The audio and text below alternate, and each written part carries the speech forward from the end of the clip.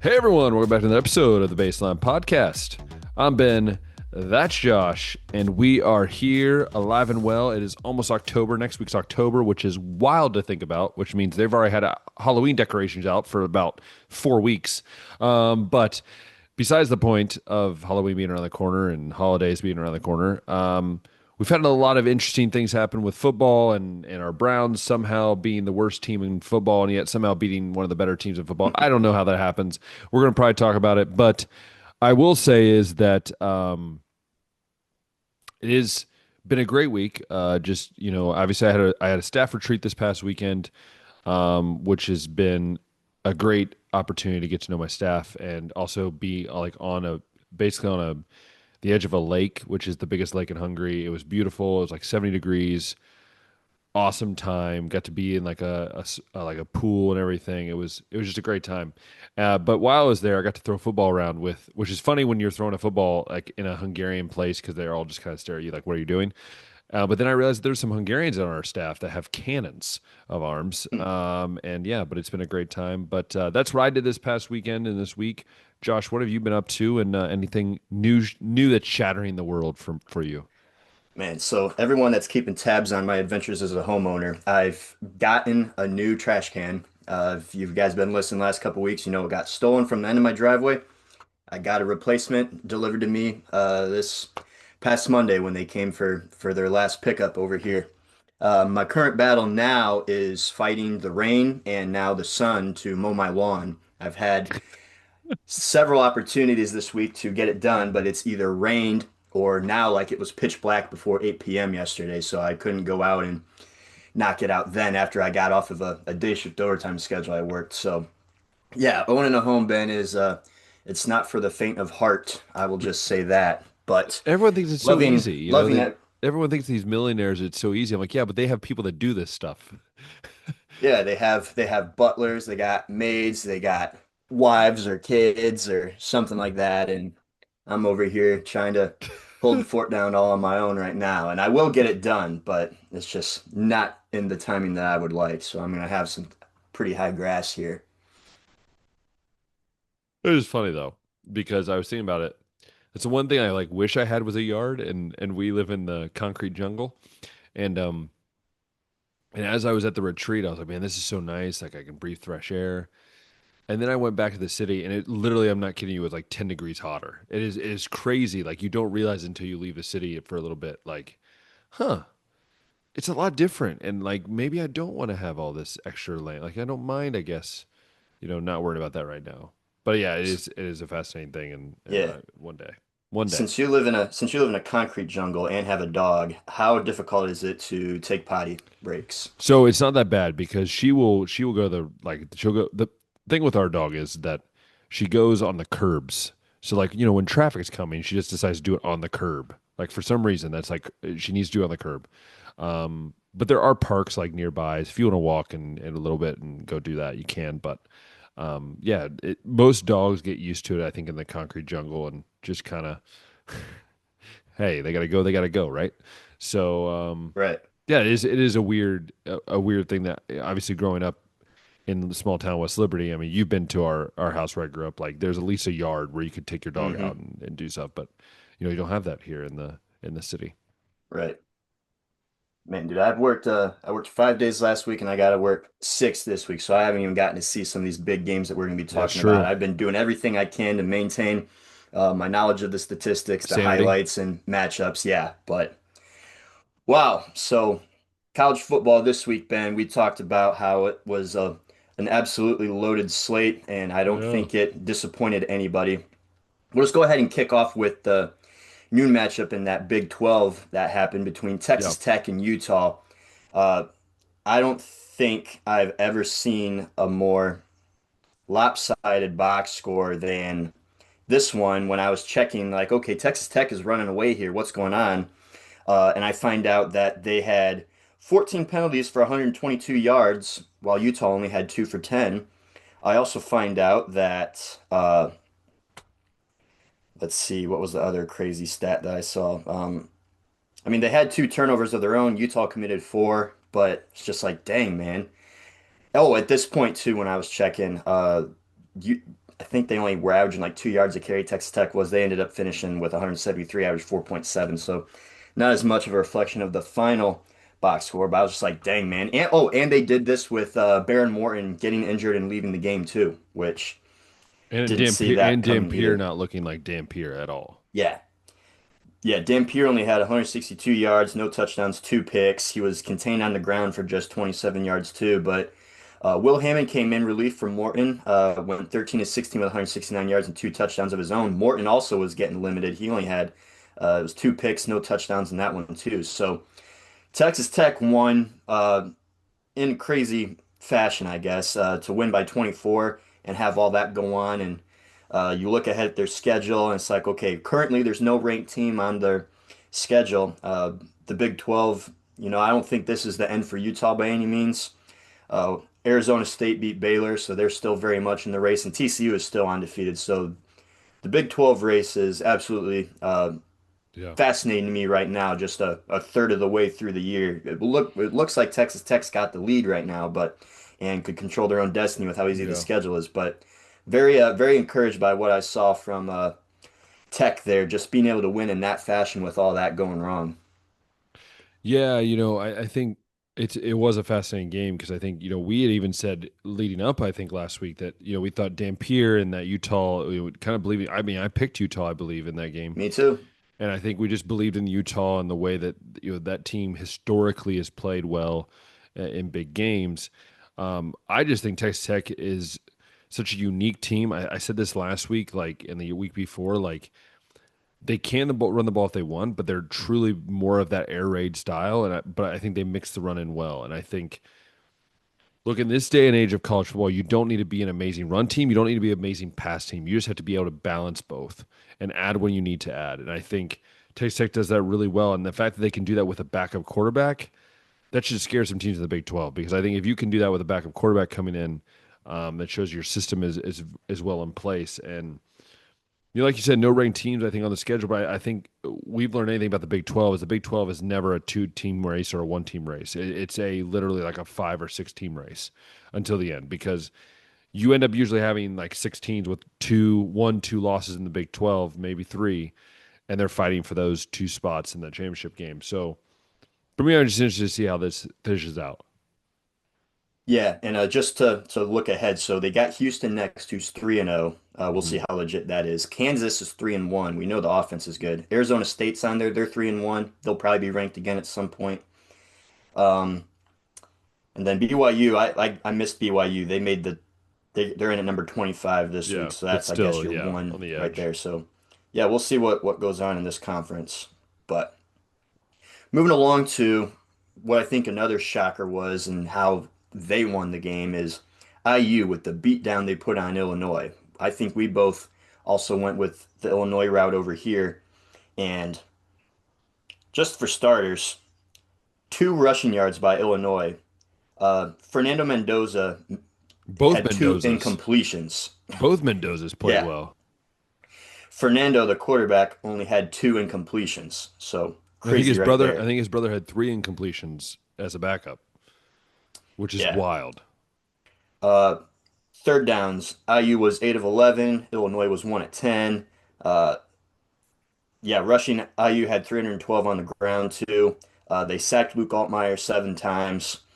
Uh, Martin was the leading rusher for IU. He averaged 8.9 yards a carry, had 107 yards and two touchdowns of his own. Black had 89 on the ground and a touchdown. Hemby had 65 on the ground. It's just like IU did exactly what they've been doing all year against, Kennesaw State and Yeah. Indiana State, but against Illinois, who we thought had a really solid line of scrimmage, offensive and defensive line, who had a lot coming back this year. We thought Altmaier was a stud, and he only had 146 yards through the air.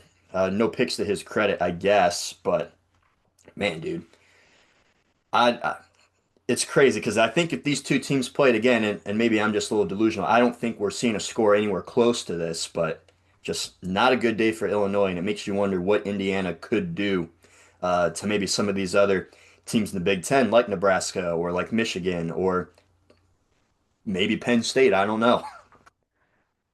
Yeah, it was interesting. I mean, I wasn't as shocked that Indiana won. Like, obviously, I picked Illinois, but I think I even said last week, like, I wouldn't be shocked if Indiana won. But look, Indiana has to prove it against good teams. Like, they have to prove it against good teams, and that's the one thing. Like, people always bring up, well, the only two losses Cincinnati's got is against Notre Dame and Ohio State. I'm like, yeah, but those are the teams you need to beat in order to make it to where you want to be. And so for me, I just like, yeah, maybe Illinois wasn't as good. Maybe we all overrated them a little bit. Maybe we didn't. And again, maybe Indiana is this good. I struggle seeing them do that against a Penn State, against even let's say Nebraska or Ohio State. I think you're going to see a high-powered offense because I think that's just kind of the way they are now. But I don't know if we're going to see that same domination when they have to face a defense with the speed of Ohio State, right? Or they have to face an offense with the speed of Ohio State. Or even if somehow they would make it to the Big Ten championship game, and you have to face like a Oregon, let's say, with all that speed, or those kind of teams. I don't know if they can contain that long term. That's just my opinion. Yeah, I think at the very least for me, like we've seen Indiana go against either the best teams in the country or the worst teams in the country, and there's really never been anyone in the middle or even at their perceived level to judge them against. And I think Illinois was that team, and so to see them do this to them just is like, okay, maybe Indiana is way better than what I've been even giving them credit for these past this Yeah, past season or two. We'll stick in the Big Ten and go to the Michigan-Nebraska game now. Michigan won the Bussin' Bowl once again, shouldn't 30 have to won that. 27. Shouldn't have Will won that. Com Will Compton's head and beard are all shaved now. You can look at their Instagram. They've been having a great time with that over at Bussin' with the Boys. But yes, Bryce Underwood. If you would have told me, Ben, that Nebraska held Bryce Underwood to 105 yards passing, meanwhile Dylan Raiola cleared 300 yards, had three touchdowns of his own, uh, I probably would have been saying Nebraska won rather easily. But not the case because Justice Haynes had himself another big game. He had 149 yards on the ground and a touchdown. Marshall had 80 yards on the ground and a touchdown. Underwood even had 60 yards on the ground and a touchdown. Uh, and to Rayola's credit, I mean, like I said, he had a really good game here. I think, the Nebraska run defense just got beat down a little bit here.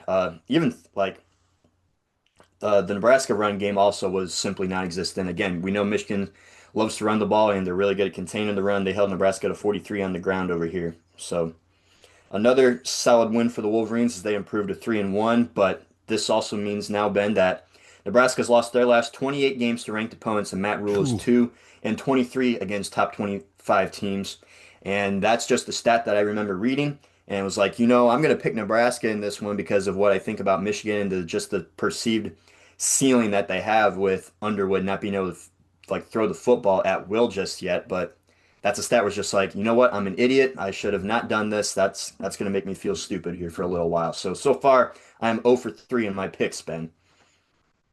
Same. Well, I mean, same because I didn't think Michigan could keep up with um, just the way they. I think when you have a freshman quarterback, I think it's very hard to keep up with what's happening in a game sometimes, and I think they got blessings a little bit in disguise during that game, but also you gotta give credit where credit's due. Like they did win the game, but I don't believe that Nebraska is worse than Michigan. I think they're better than Michigan.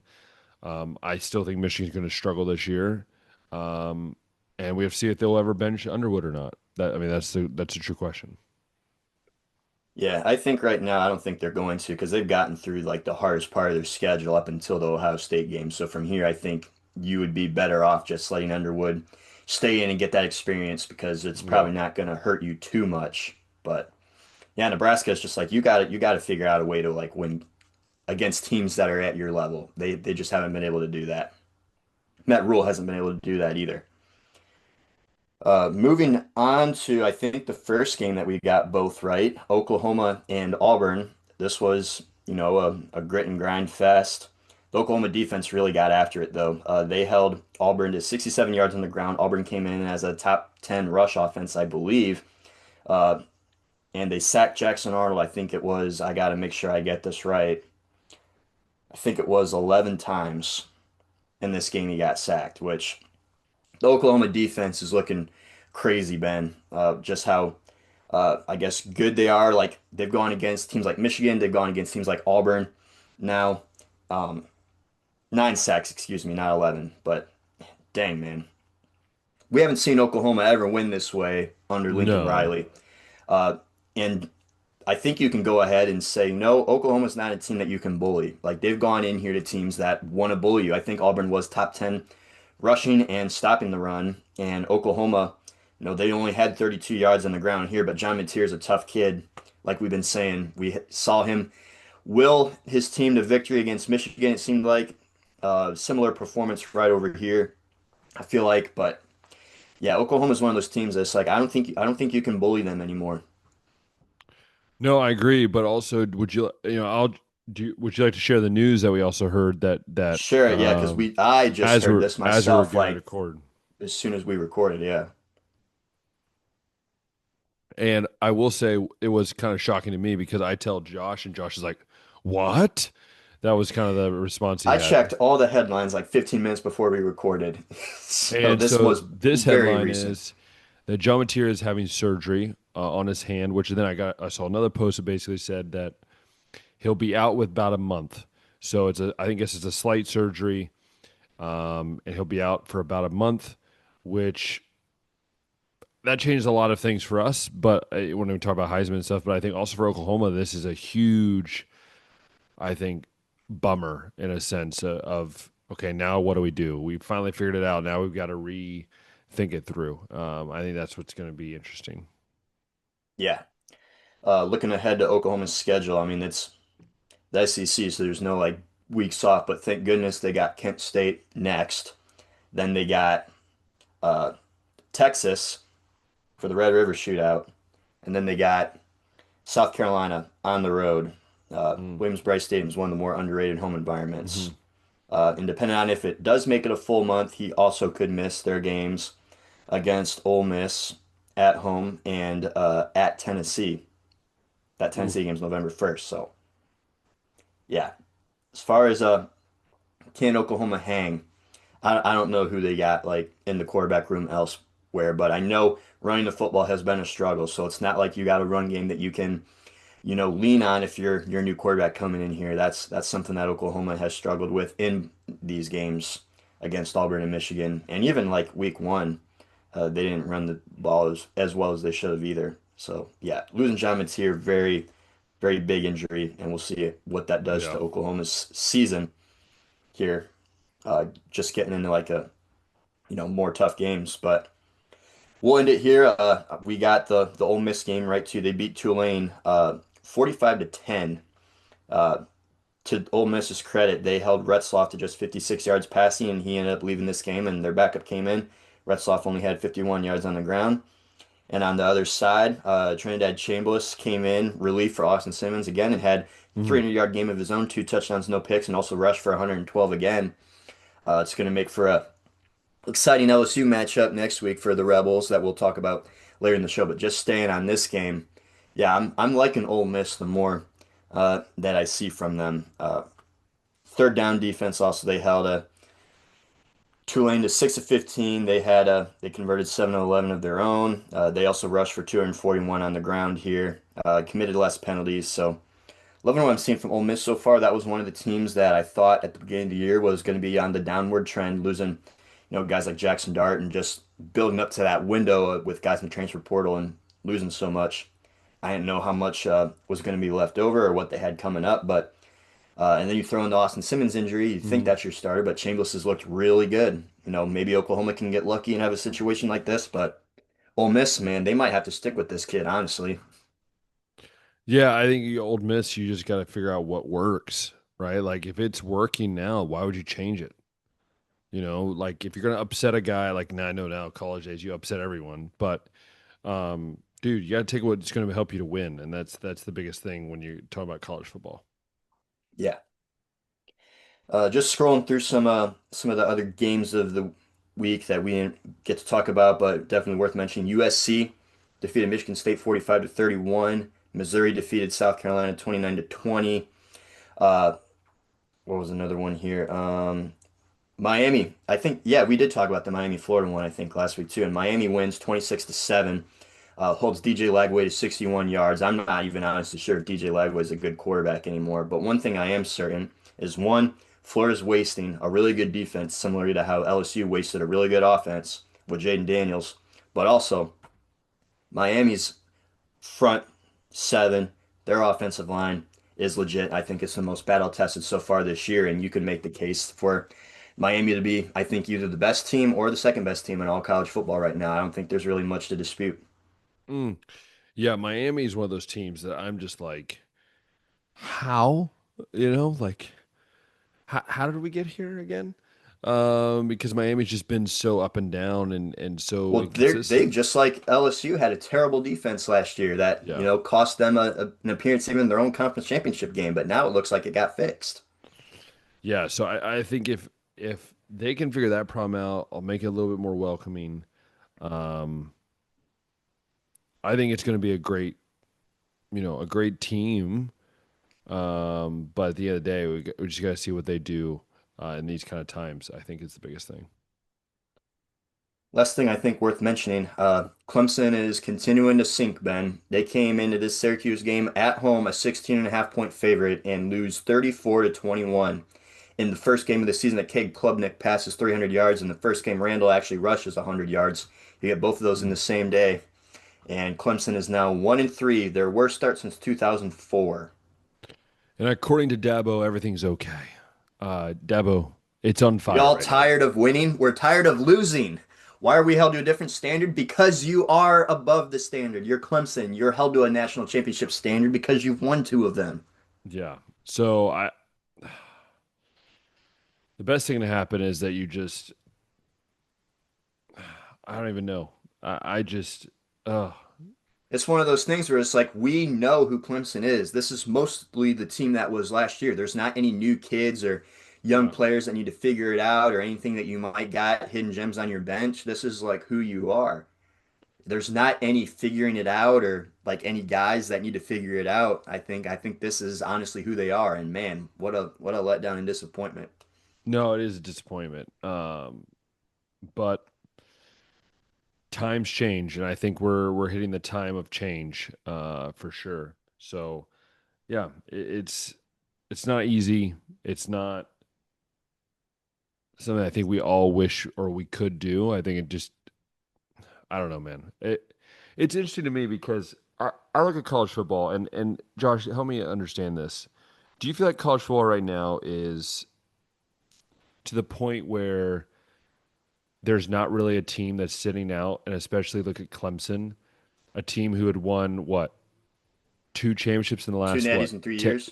two, but even in the last what 10 years, they've won what two national championships. They've been in the playoff what six times. I think 8 out of 10 years. Yeah, so I feel like we're getting to the point now where obviously there's more levelness to game, but I also think that coaches that don't adapt, aka Mike Gundy, aka Dabo Sweeney, they see what happens, and I think we're finally hitting that. To be honest with you, Josh, is I think we're finally hitting that point where I think schools are just tired of it. Like, okay, if you're not going to adapt, you're not grandfathered in. It's not like a 10-year, like you're not just going to get to stay here for the next 30 years. Um, I think it's very important, and I think we saw that with Mike Gundy today. If you didn't know, Mike Gundy got fired from Oklahoma State after 21 years, or after 20 years. I think this is the 21st year. Um, so yeah, those are my thoughts. I don't know if you can agree with that or not, but I just feel like that's kind of the best way to sum it up. Yeah. And we'll see, other teams that are in a similar position. Iowa with a longtime guy like Kirk Ferentz. I mean, Yeah, they're winning like as much as Iowa's ever won before, to their credit. They haven't fallen off like what Clemson looks like they're about to, or what Oklahoma State did last year and what they've looked like so far this year. So is that enough for Iowa football? Or are they going to be like, you know what, we want to win more? I don't know. Uh, Napier the same way. Florida's been so much more patient than they were with Jim McElwain or Dan Mullen. Uh, they could be 1-5 after this Texas and Texas A&M game they got coming up, and that could be the end for him too. But yeah, I would have never thought that Mike Gundy got fired, being as long as he's been over there. He's seemed to do really well hiring assistant coaches too. It's just they never stick around because they don't have the money over there. And if you don't have money to hire coaches, you probably don't have money for NIL to pay guys. So it's just, I think that's more of an Oklahoma State program thing than a Mike Gundy thing. And Gundy just unfortunately got the axe there. But uh, UCLA is similarly like that to me. I think that's why Chip Kelly wanted to go because they just don't, they care way more about other things than being good at football, or they're delusional to thinking they couldn't be good at football by not doing, absolutely Hmm. everything that it takes. And so they fire Deshaun Foster, who probably never should have been hired as head coach to begin with. And they could very realistically go 0 and 12 this year, too. It's like, yeah, it sucks that this is Hmm. like, so much extra stuff that you got to do to even just remain competitive around like an 8-win team. But, if you want to be the best of the best, and Clemson's used to being the best of the best, it takes a certain amount. So yeah, I Hmm. guess that's kind of like a bunch of thoughts I have on the landscape Yeah, and I agree. coaches right Yeah, now. I agree.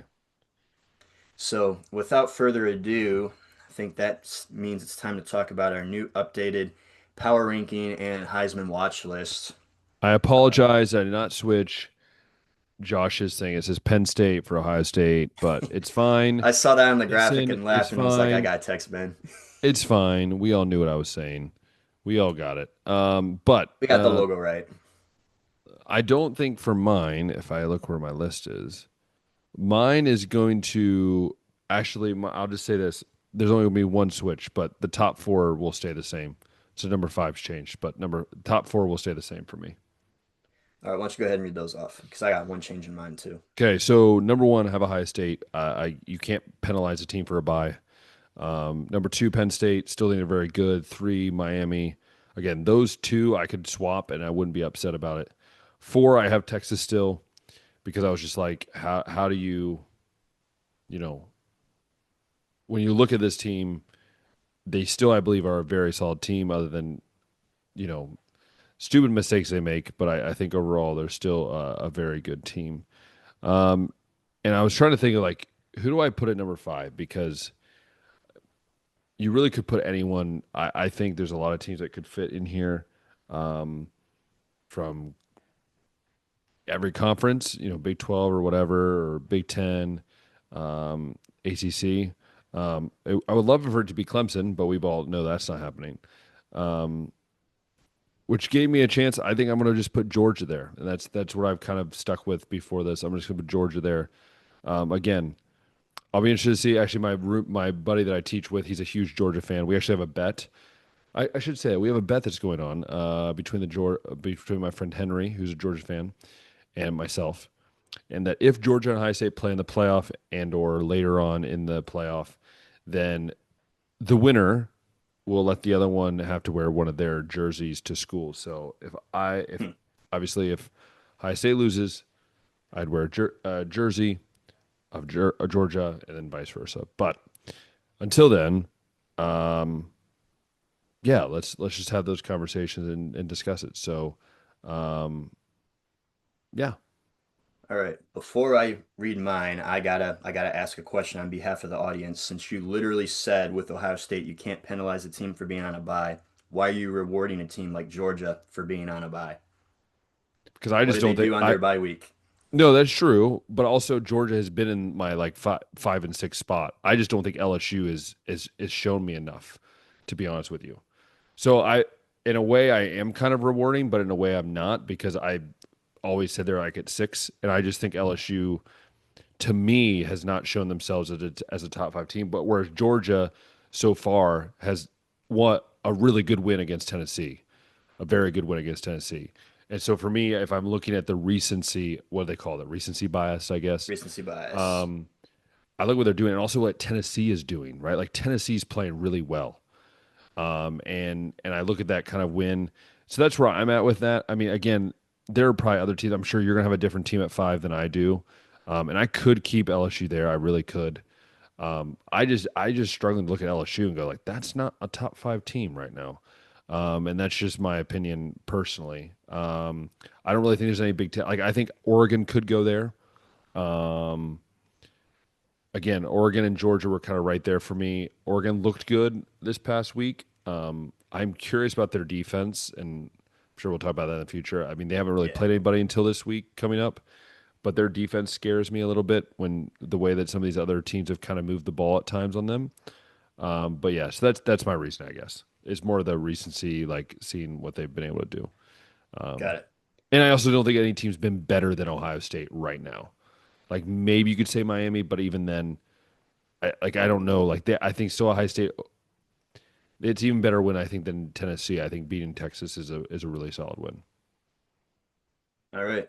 You guys heard it from Ben. You don't have to come and attack him in the comment section now, but you still Yes, probably will. you still will. That's fine. My five. So I also have Ohio State at one, and I got Miami at two. The one change I have is I flip-flopped Oregon and Penn State. So now Oregon is at three for me. Hmm. Penn State is at four.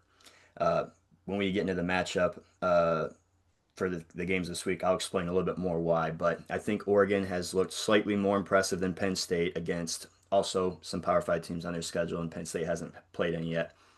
And I did keep LSU at five. I was flirting around with putting Georgia here, but I should have put Georgia there the last week if I really thought that, honestly. Uh, LSU, they've had like a FCS team this week, and the offense actually had an explosion, which they didn't against Louisiana Mm-mm. Tech. I think it was week two. So, as meaningless as that might seem, I decided to leave them at five for that reason. But yeah, there's other teams that definitely got a case to be there, but I decided to leave them there for that All reason. right. Well, now, um, last week I'll just read the list that we had last week, and then we can kind of go from there. So last week I had at one Jeremiah Smith, two John Mateer, three Sawyer Robinson, four Garrett Nussmeyer, five Haynes King. You had one John Mateer, two Jeremiah Smith, three Sawyer Robertson, four Baron Morton, and five Garrett Nussmeyer. I'll let you start on this one. Anything you're changing, or is it just reordering? I do have a new face. So Justice Haynes breaks into the top five for me at five.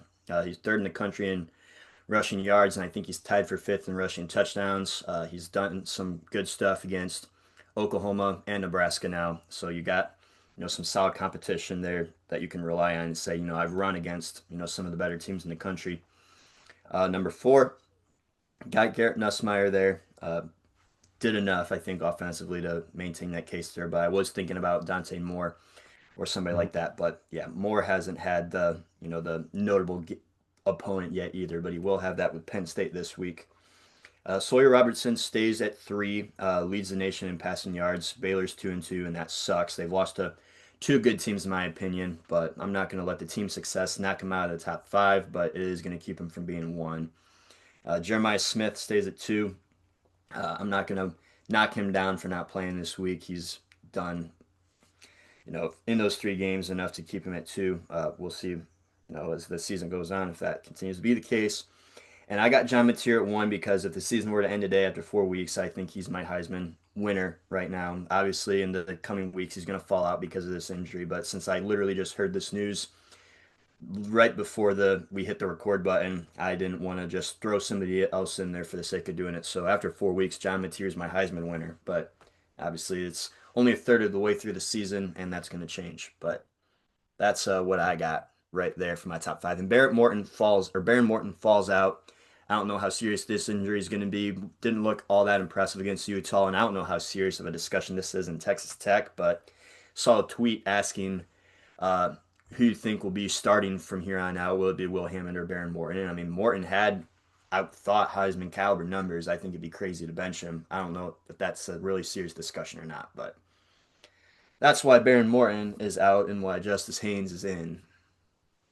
I would just say that mine is actually going to stay the exact same. The only switch I was going to make was bringing Dante Moore for Nussmeyer, but I feel like then I had to move up Haynes King. And I don't know if Haynes King is truly a top four Heisman watch list guy right now, but I would say Moore is down there probably at like six.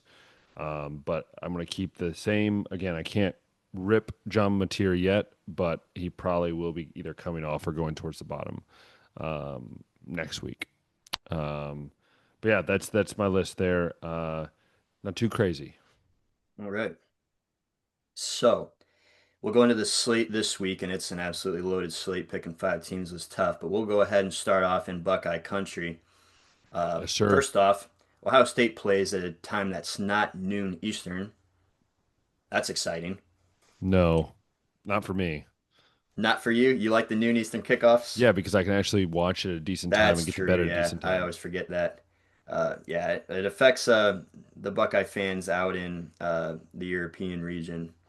But for those of us that are over here, we got a 3:30 slate or 3:30 kickoff at Washington, so it'll be noon over there. But Yeah, over which is here it'll be funny. 3:30.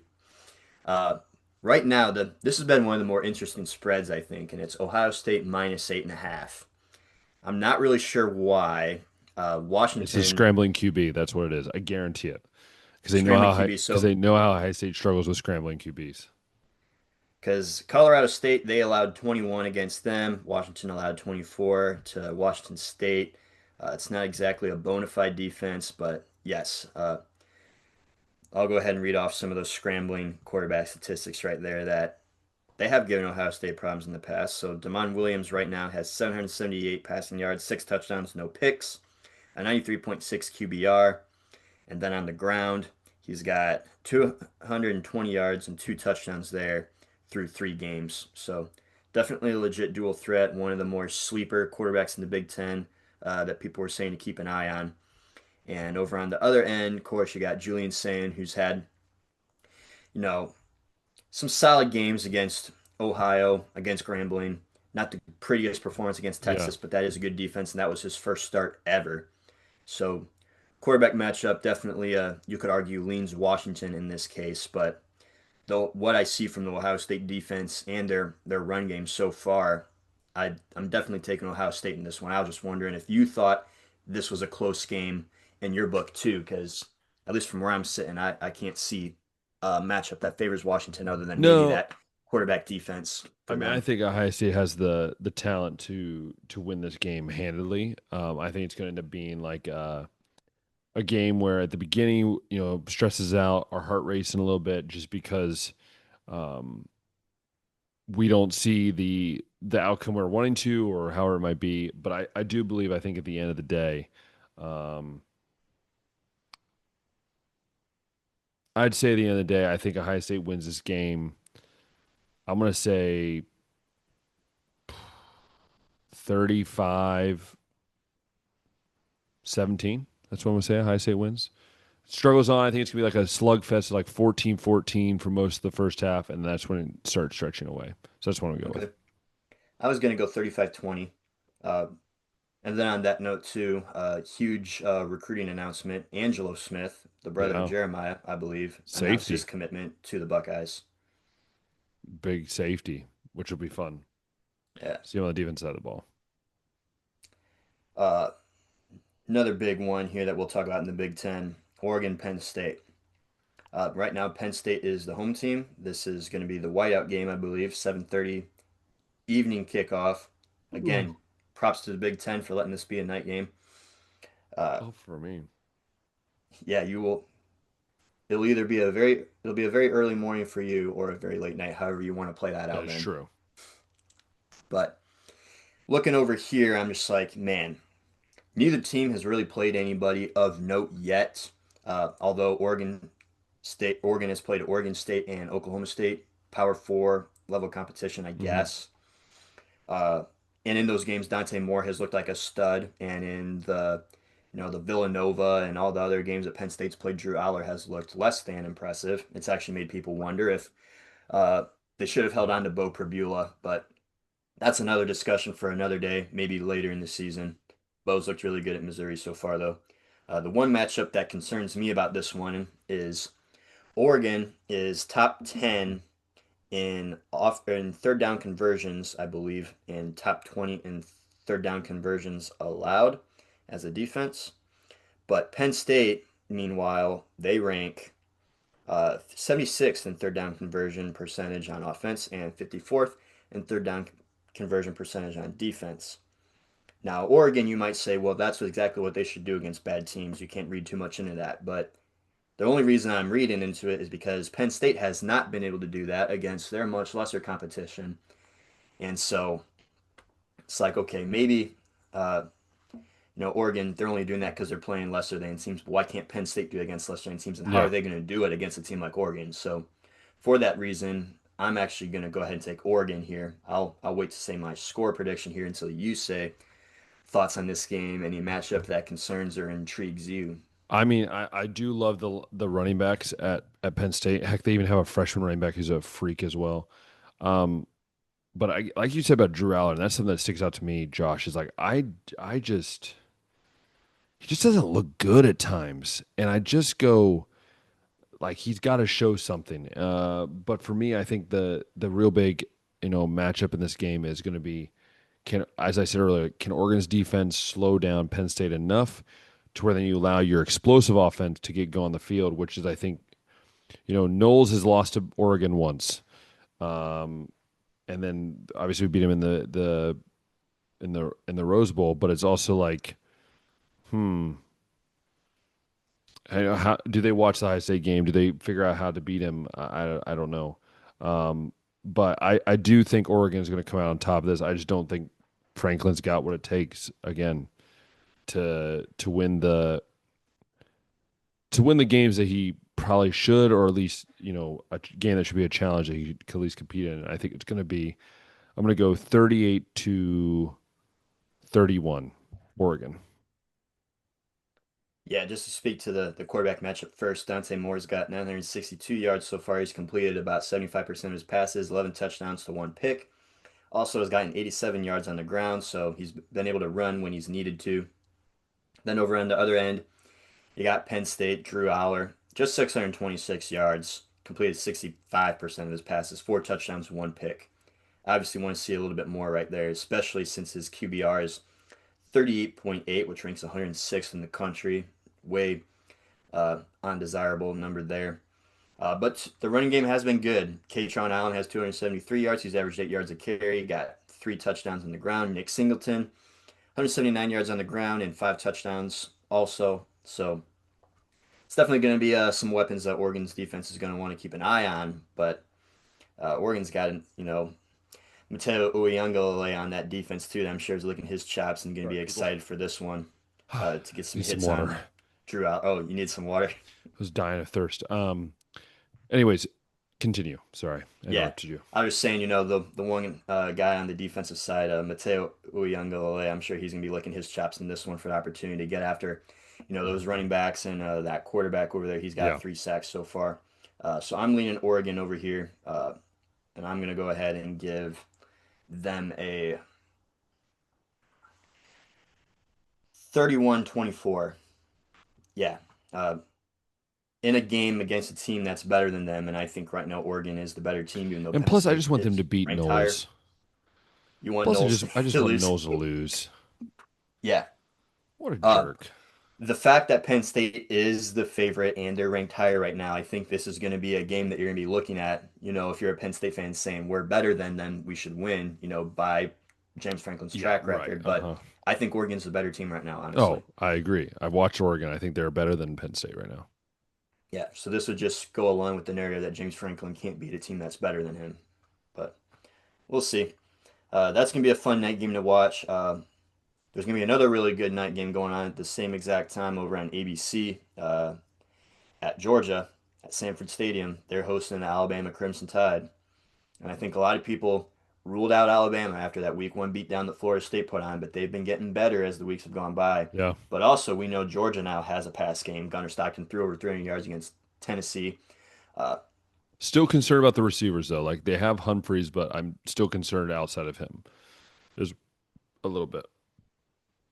yeah, both teams definitely got their questions. And then if you're on the Georgia side, you're probably concerned that you allowed 40 plus to Tennessee, although Tennessee's a good offense. So maybe not the worst thing to happen, but you can win in a shootout. You've proven that.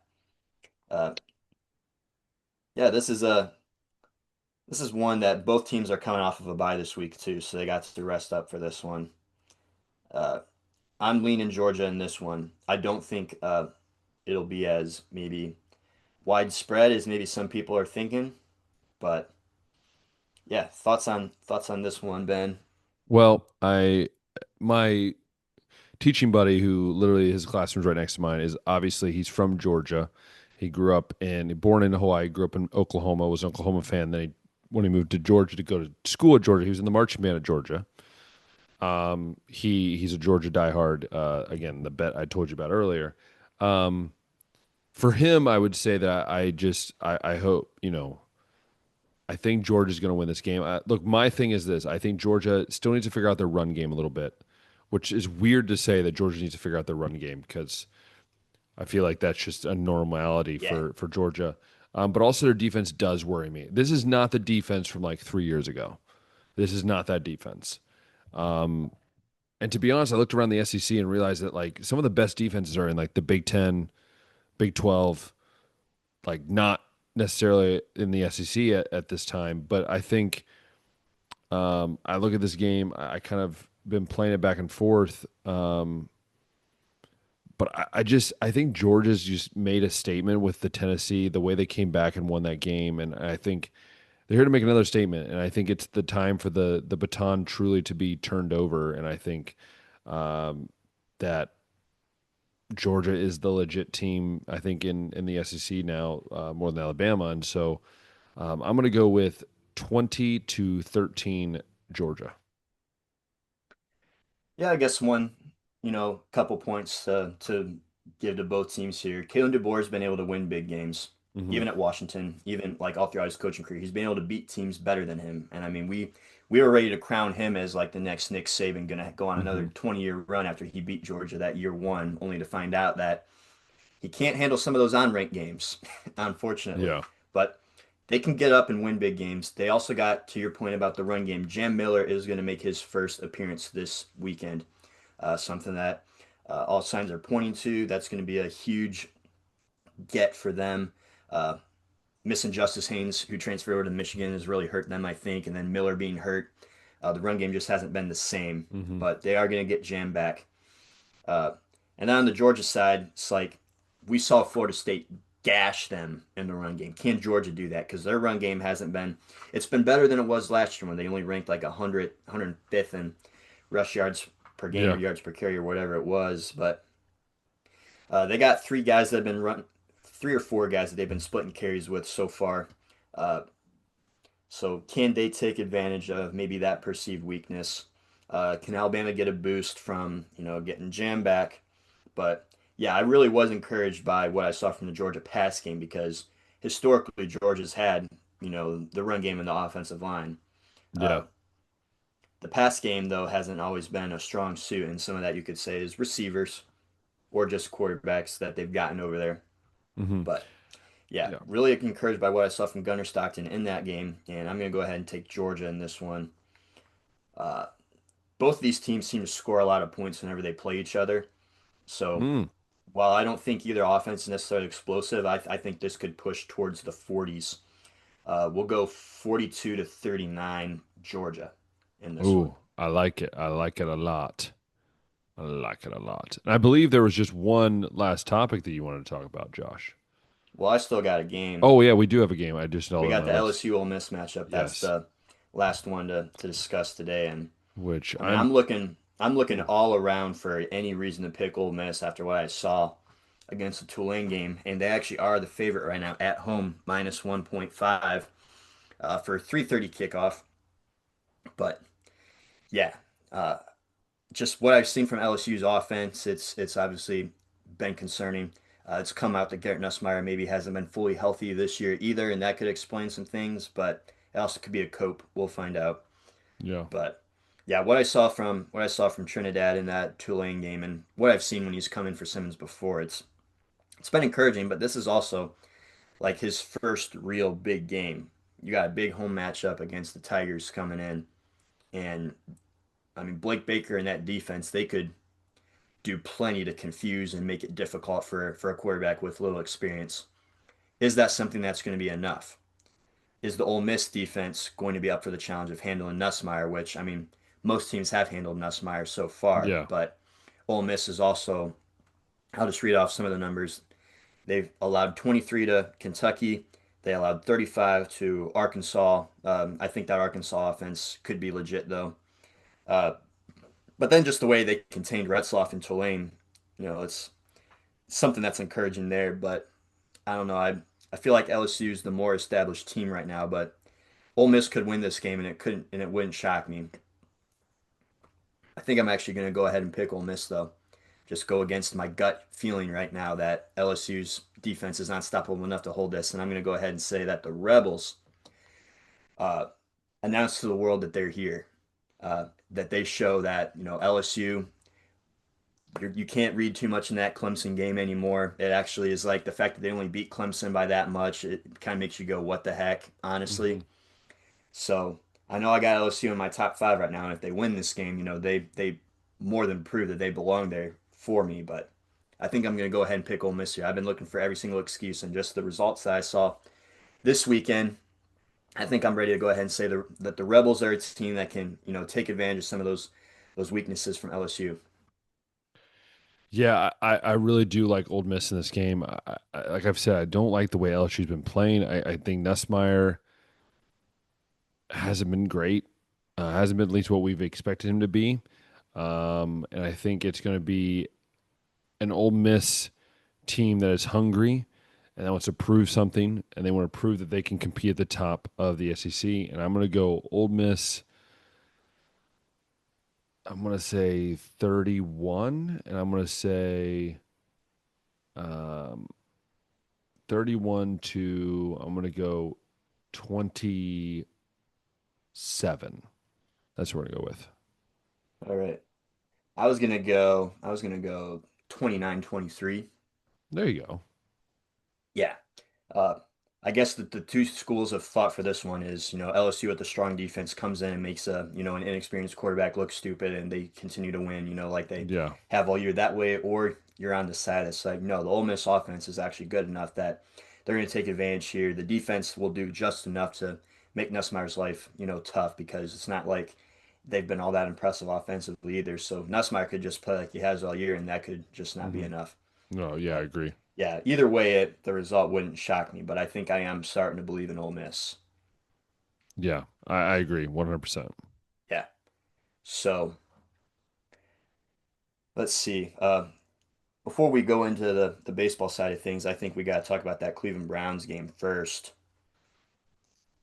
Who would have thought, Ben, that the Cleveland Browns would not only beat a team like the Green Bay Packers, who've been on fire defensively with Micah Parsons, that addition's just been incredible, but also to win the game on a game-winning field goal, not from 25 yards or 35 yards into an easy chip shot, which those haven't even been easy enough to get for us, but 55 yards. And also, we're a guy that like sucked the previous week. Yeah, man, the NFL is a crazy place to be sometimes, but I mean, uh, look, I can just say that this defense, that Ravens score of 41 points was not all on the defense. We know that because the yeah, defense, the first three games has been what it was 2 years ago, right? We were frustrated last year because it wasn't the way it was 2 years ago, but I think they finally figured it out, and that's also with missing your top corner or your second best corner because he's out for the year, and missing some other pieces. But look, this team looks really good defensively. Offensively, it's a mess, and I mean, we're very lucky that Delpit brought it back to like the 5 yard line, because we can't really move the ball. And yeah. Quinton Junkin has been like a spark that we needed, but they need to figure out something offensively for sure. Would you ever, and I know like this whole season, the goal wasn't necessarily to win, it was, I think, to have Joe Flacco start until you got Shador and Gabriel to a point where they were comfortable enough to get on the field at least, and then you Yeah. can see what you got with them. Would there ever be a point, and I mean Flacco in this one, 142 yards, no touchdowns, and a pick, that you'd be like, you know what, this defense is too good. It's being wasted with this offense. Let's go out and, you know, put Gabriel in there early, or maybe go out and trade for a Jameis Winston or like one of the more capable backup quarterbacks out there just to put somebody else in there and try to actually win some games. I don't know. That's hard, man, because I think they're trying to see what they got, but also like they might be looking at the end college football right now and go like, do we really have a top pick that's a quarterback that we like? And so I don't know, man. It's a great question, and I wish I had the answer, but yeah, I'm kind of stumped on that, I guess. I think right now at this point I'm totally fine with just I guess riding out with the current strategy. I would have never wanted this strategy to begin with, taking Gabriel and Shador and having two Hmm. rookie backups like this. But since it's the situation that we're in, it's just kind of like, yeah, I think we continue to ride it out and see what we got when we feel like those guys are ready to Yeah. actually take the field. But to your point about all the other rookies, yeah, Judkins, man. We've seen Schlesinger some as of the well. other. I think he's leading all rookie running backs right now in rushing yards right And now. he played 2 games, not three. Yeah, yeah. Genty's been contained over with the Raiders, and Hampton's had some decent performances for a rookie. But yeah, Judkins just went 94 yards this Yeah. week. I think the game before, what was it that he got? He got 61, and that one got to the Yeah. end zone for the first time this season. So again, another draft pick that's really panning out. This whole class, might actually save Andrew Berry's job if it ever was on the It's line true. Yeah. for that Deshaun trade. Because like Fannon's looked nice, Schweichenger's looked nice, Judkins has looked nice. Like, yeah, these rookies have been fun to watch, and it's what's I think keeping most Browns fans tuning in each week That is true. because that's yeah, you can feel good about the future, just like, we're always good at looking at what next year could bring. Speaking of next year, let's look at next week. We got a game at Detroit, who's coming off of, I'll go ahead and make sure I don't mess it up, 38-30 win over Baltimore. Uh, they're coming off of, they had 52 over the Bears. The Packers held them to 13. But yeah, the Detroit offense looks like it's firing on all cylinders still. We might actually have to have a conversation about that Baltimore Raven defense, honestly, because they allowed I over know. 40 to the Bills. They allowed 30 to the Lions, although those are two good offenses. But sticking with this matchup alone,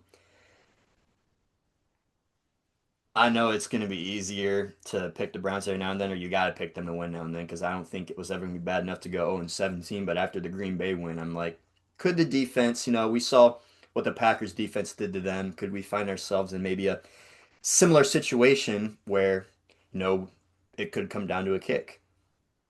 Yeah. I'm a believer, man. I'm just gonna say screw it. Let's go with it. I've been doubting them. Screw it. Let's go with it. I'm gonna say Browns win this game tight. I'm gonna say let's go 28-27. Browns win. The boldest thing about that is the Browns scoring 28. Oh, I know. That's why I made it bold. For anyone curious right now, the Lions are an 8.5 point favorite. Uh, I think I'm going to go ahead and take Detroit, but I don't think it's going to be high scoring. I think that we're going to, you know, contain that offense for the most part, and it's going to be frustrating watching us be like in that position again where the Yeah. offense can't get anything done. And I'll say Detroit wins 20-16. But Mm.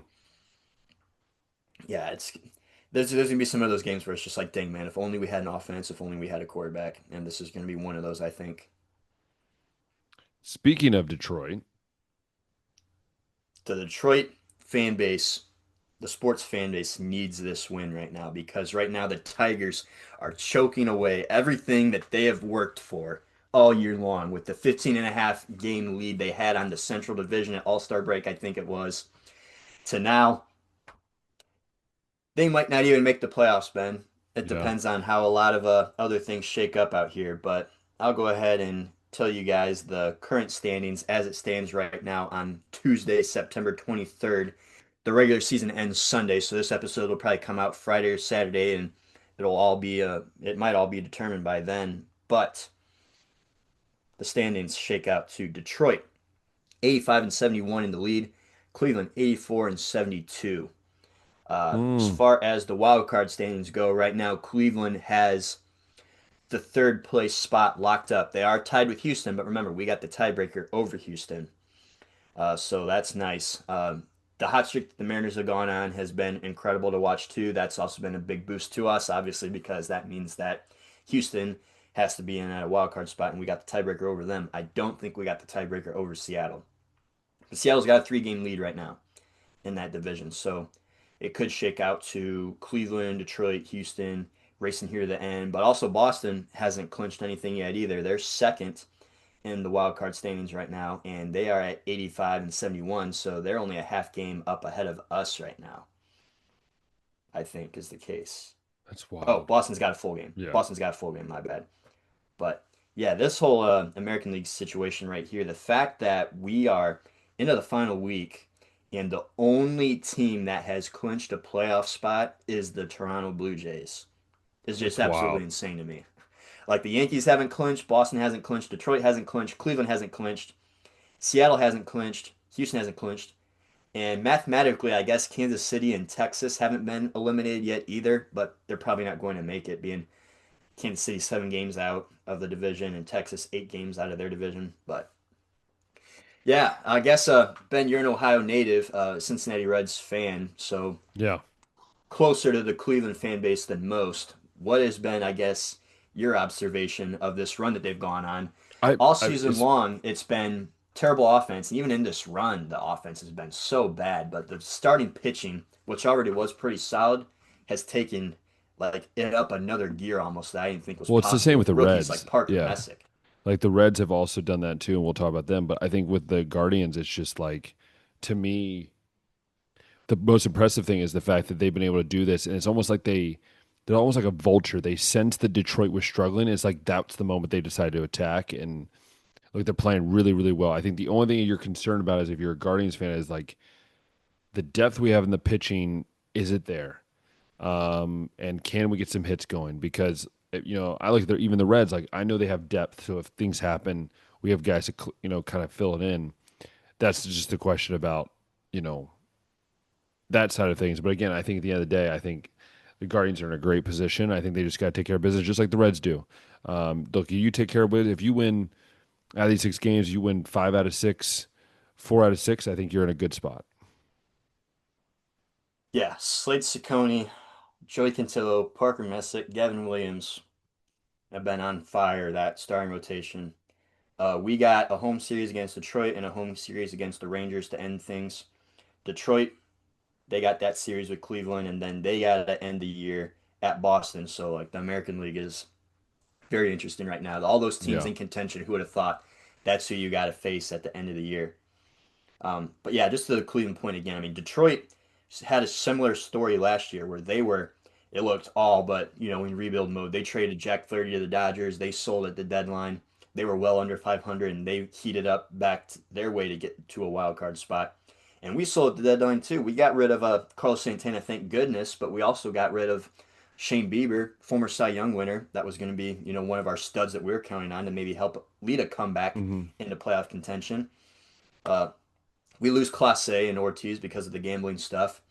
Uh, make absolutely no moves to get better offensively in the this last winter or at this deadline. We refuse to call up prospects like Chase DeLauder, and somehow we still are in this position. And I almost hate it because it rewards the front office for terrible decisions. And then if fans want to be upset, they'll be like, "Well, we made it to the playoffs again, so I don't know what you guys are upset about. Are you tired of winning? The yeah, Dabo Sweeney mentality over here." It's like, no, we're tired of you not trying harder. Like the fact that we can even win games like this is crazy. Imagine if we actually tried. yeah. But I know. yeah, that's enough talk about Cleveland. We got to talk about the Reds, who most of the situation in the American League is because of teams either getting hot or teams getting cold. And I mean, one thing that's helped out the Reds in this case is the fact that the Mets have gotten cold. But the Reds, for the most part, they've kind of hovered around 500, Yep. give or take a couple games, Ben. There hasn't been like a major hot streak at any point or a major cold streak at any point. But I guess the one thing that is nice to see is Ellie De La Cruz finally homered Yeah, recently. Hopefully, there's more of those to come. But yeah, the Reds right now find themselves, I believe, as it stands, in the third place slot right yep. now, too. Yeah, a game up, and look, it's between them, the Mets, and the Diamondbacks, really. And I think you have the Pirates these next 3 games. You have to sweep the Pirates. Not sweep, at least win 2 out of 3. But you can't lose this series. You definitely can't get swept. I think the other guys are going to wait. Other teams are going to wait and see what the Reds do. Right? Like how are they playing? What's their mentality? But I just frustrated because the bats just seem to be so inconsistent. Ellie's hitting the 7 hole now, which is weird. Hmm. Pitching has been pretty good. I mean, Santillan at the bullpen, Big Santillan is what we call him. I mean, he's like 285 pounds.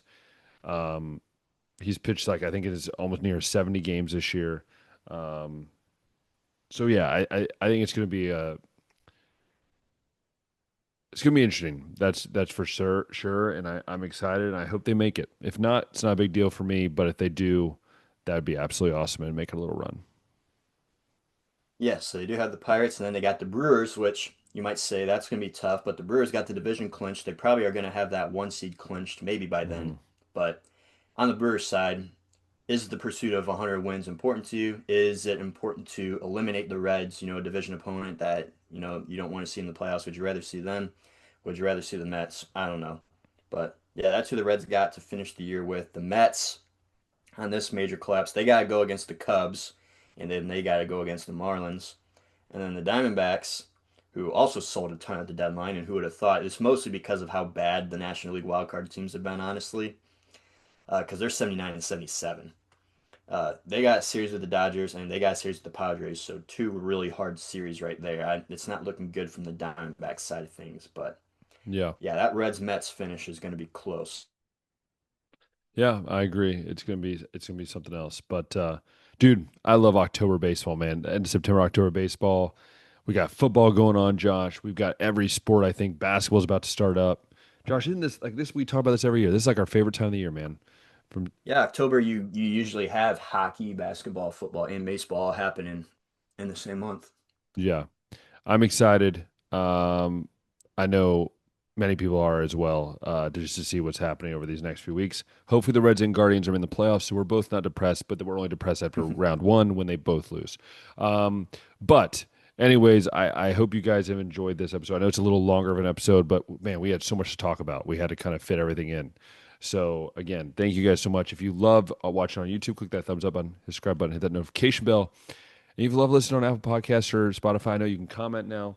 Comment down below on both YouTube and Spotify. I want you to comment down below this simply thing. Do you believe that Dabo deserves to be fired? Yes or no? And the second part of that question would be, do you think Billy Napier can use the excuse of the SEC to keep his job? That's the question we're going to pose. I'd love to hear your answers. Again, you can let us know either way. I think it's a great little discussion piece. So, anyways, thank you guys so much for watching. I hope you guys have a great weekend, a safe weekend. Go watch some football. And until next time, we'll see ya.